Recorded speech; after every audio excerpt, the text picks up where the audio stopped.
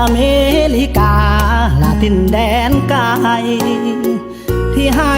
การสวยเหลือและเบิ่งแยงเมืองสนามทรายที่ถืออุทกภัยหลายพันคนสูญเสียเฮือนสร้างวันที่23กรกฎ2018สั่นเขื่อนเซเปียนนั้นแตกน้ำไหลแยกผาดเอาเฮือนสร้างเอางัวเอาควายทรัพย์สินสูญหายมูลค่ามหาศาล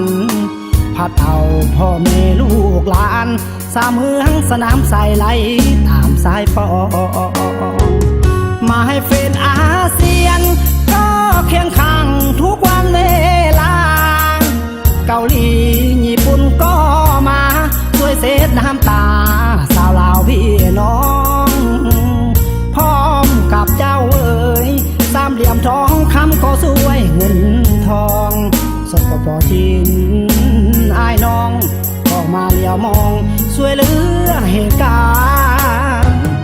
แทงคิวUNแอนเบอร์แบงอยู่เฮลทูลา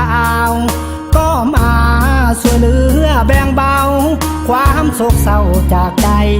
ของท่านสาวลาวทางสา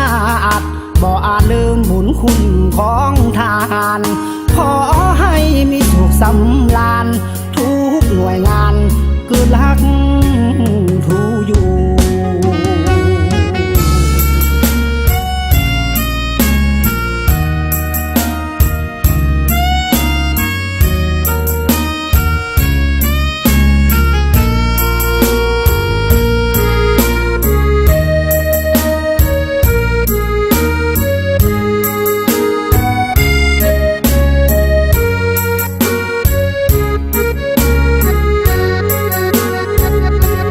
เป็นอาเซียนก็เคียงข้างทุกวันเวลาเกาหลีญี่ปุ่นก็มาช่วยเซดน้ำตาสาวลาวพี่น้อ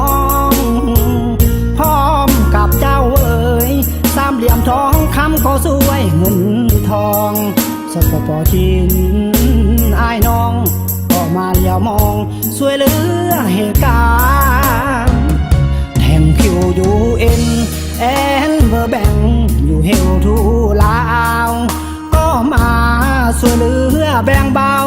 ความโศกเศร้าจากใจของท่านสาวลาวทางสาดบ่อาจลืมบุญคุณของทานขอให้มีสุขสำราญทุกหน่วยงานคือรัก